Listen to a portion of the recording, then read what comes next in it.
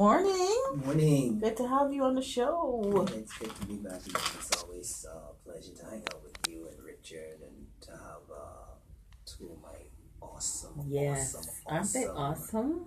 family members here.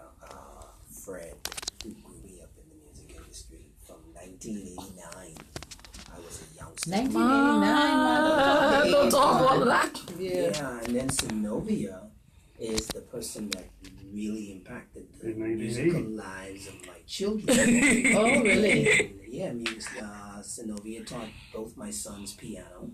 Okay. And I still have some of the certificates. One of them is now a musician like us. Mm-hmm. Wow. In the police pump band. So that's a great example of what we're talking about this morning. And that's what when you spoke to me about doing this, I figured the only way that I could approach this is to speak to it from a parental perspective. Yes. And, I got my children involved in music not thinking that they were going to take it on as a career.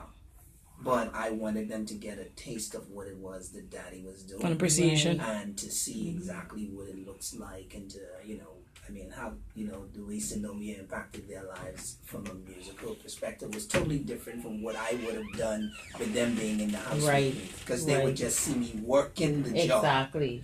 But now to have someone like Synovia actually teaching them and giving them theoretical principles and also being a part of the music society kind of help them to see it from a different perspective. Yeah, because if you listen to your parents, you really aren't listening. And if your parents are trying to teach you something, you really don't want to know. It's but true. if somebody brings that same message and it's not your parent, you get it right away. Yeah. And you think, oh, this is so wonderful. And and then you come back as a parent and say, but this is what I was trying to tell you all along. So it makes a difference. I take your point. It makes a difference when it comes from somebody else, especially somebody like Synovia, who's well respected in the country. And to be able to say that they were taught by her, and today one of them is a musician, is just absolutely incredible. And see, Synovia, she created it. To me, it proves the point that partnership between parents and teachers really work. Right. Because did it make a difference that you knew her before? Or not really, because throughout my children's school life, I participated in their lives before they got into piano.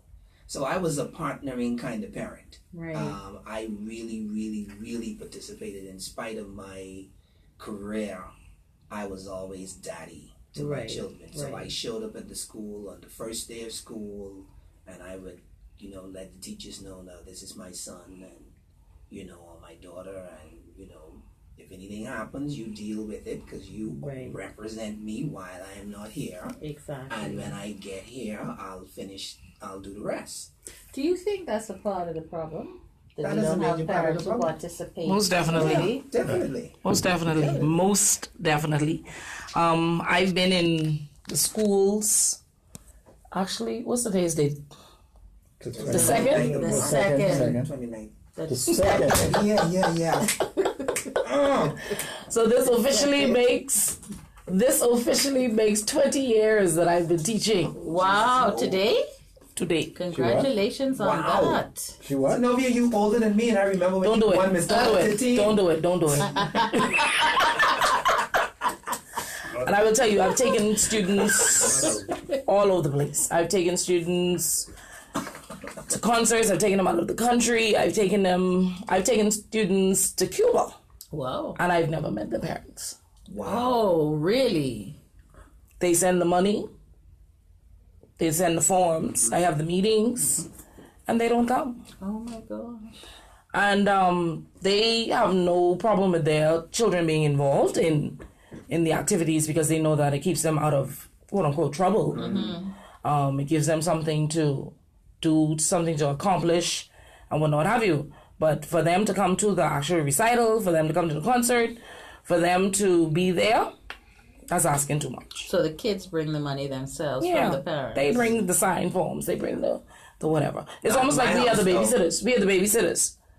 So is that the majority of your students? No, well, not the majority, but I'm just saying that, like Nehemiah says, somebody like him who travels and has been very busy, he's made sure that he takes part in his kids' lives or have taken part in his kids' lives. Right. I'm just making the point that I've had students whose parents I've never met. And that's unfortunate. So how disappointing is it that you haven't met these parents, and what motivates you to continue to go along with these kids, especially the kids who come from, let's use the word, over the hill area where there's trouble?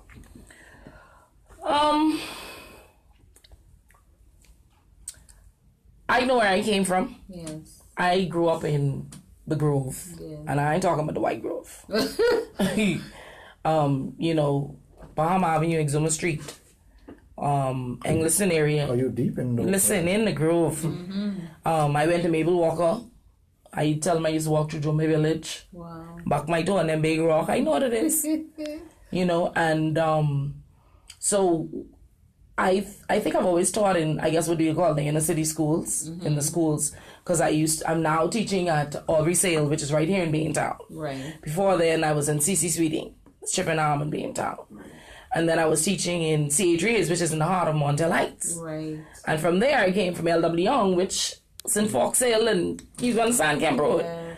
So I always tell those kids, listen, don't look at me now and say, oh, Miss Pierre got it going on or whatever. I'm you. Yes. You understand? And that is what motivates me to keep going, because I know what this did for me.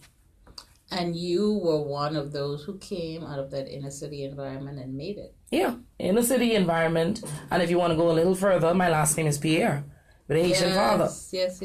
So definitely then fighting, that stigma and fighting that.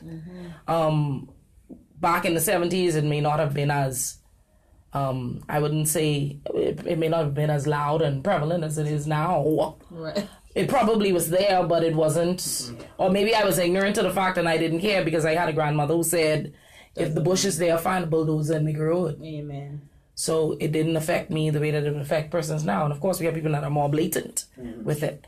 But that didn't keep me back.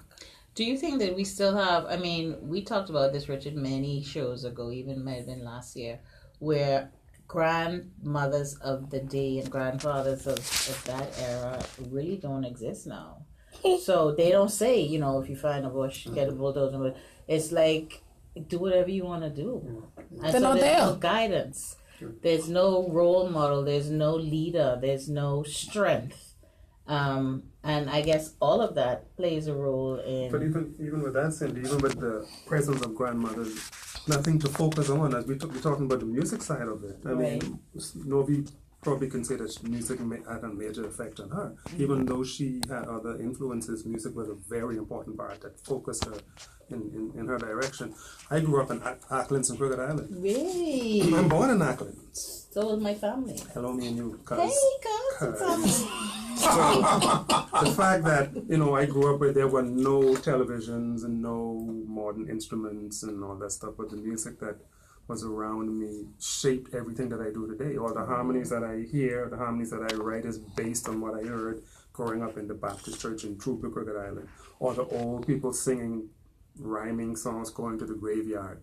As we will see it in the South African movies, you had the harmonies coming down the street. Yes. Those things molded me into the musician that I am today. So that's the positive influence, the fact that we have kids who don't have anything positive to, and even when we try to give them the music as something to hold on to, we give it to them so haphazard, so low in standard that they don't see the real value in it as we would have come up. Nehemiah and I came up in a band that we all band leaders. Isaiah Taylor didn't play with us. Right. You had to be at a certain standard. Right. Nowadays we don't have the same standards. Right. And so when you have musicians who are in the urban renewal band and musicians who are in the police force pop band and other bands that don't have the same standards, you don't get to see the same appreciation for what the music is. And so you're not giving the young people who are coming up in the street, who play in Junkanoo, for example, the same value to understand that this thing could mean something more positive for you, can take you around the world, as most of the three of us who have been here traveled,